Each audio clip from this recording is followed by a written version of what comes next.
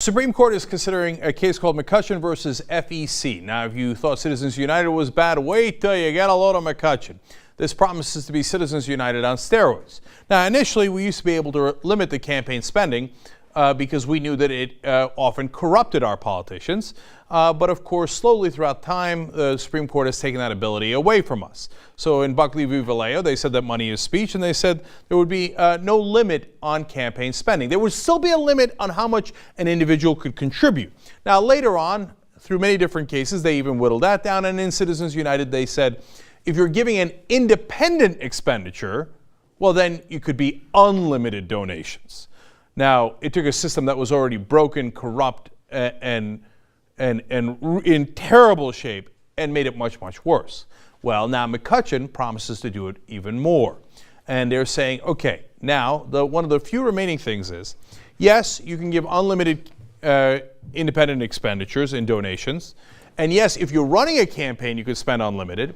But now what we'd like to do is to be able to give almost an unlimited amount directly to the politicians and to the political parties.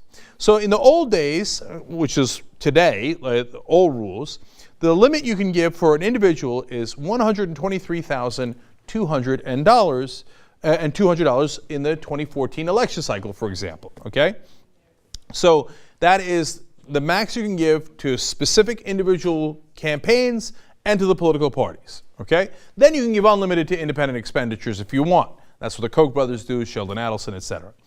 Well, what the court is now considering is giving up to $3.5 million to the joint fundraising committees so that you could spread that around to all of the politicians in the particular party that you like. Actually, if you want to give to both political parties, and if you're bribing folks, perhaps you think, why not? You can actually go up to $7 million if you max out on both parties.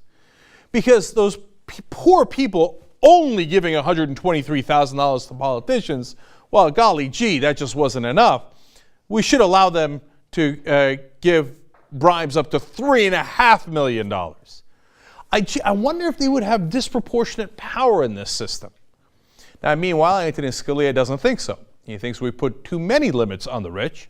And during questioning yesterday in oral arguments, he explained that aggregate limits have a consequence to sap the vitality of political parties.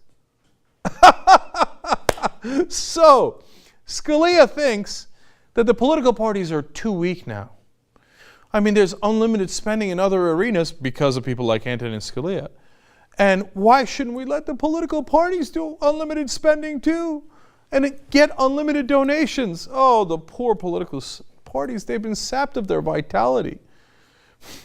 And then, double irony here. He says the aggregate limits are not stopping big money in politics. Yeah, I know. That's because you opened other giant back doors for the rich and the corporations to funnel money into the politicians. You're the one who opened that door. And now you're saying, well, it looks like they're already corrupt. Might as well make them more corrupt. Thanks a lot, Antonin. We really appreciate it. I know, the devil's in the details. So, we're not done yet, though.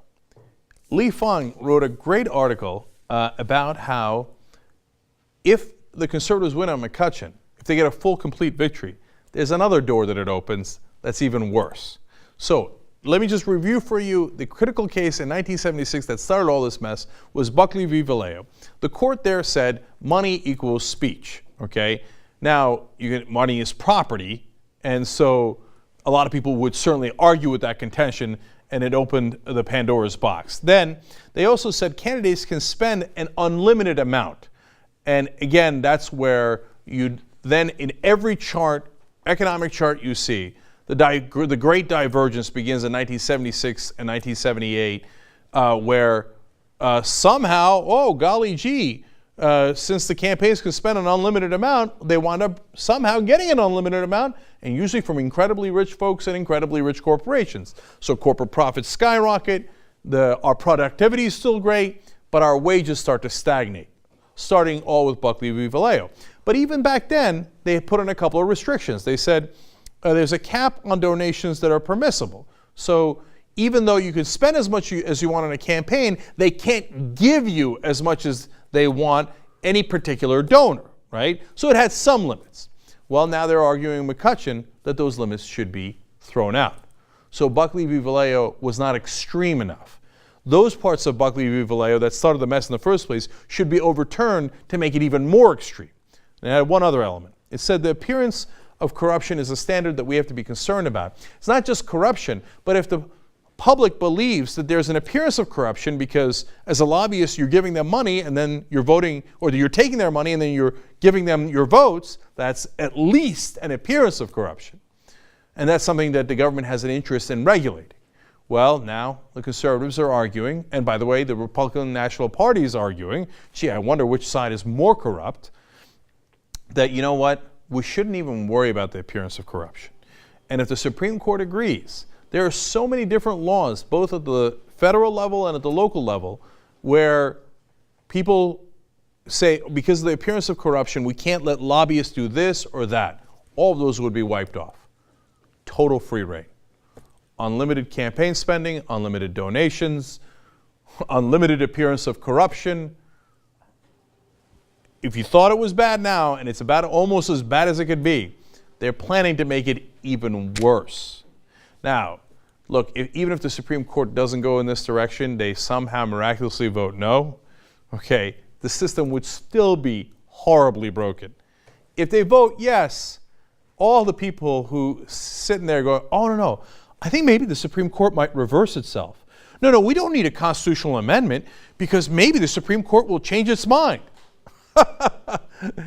If anything, the only opportunity they have is, unfortunately, in this conservative Supreme Court, is to make it worse, not better, okay? So get real. The only thing that's going to work is a constitutional amendment saying that corporations are not people, they cannot spend unlimited amount of money on our politicians, and we should publicly finance the elections so that our politicians are not forever hooked on their legalized bribes. Gee, I wish there was a group that was doing that. Oh, right. Wolf-pack.com. Look, that's why we set up Wolfpack. Everything else is a pipe dream. An amendment is real. It's the one thing the Supreme Court, decadent as they are, seeped in corruption as they are, cannot ignore. It goes above their head and says, this is the American people. We have spoken, and we're tired of this corruption, and we don't give a damn what you think.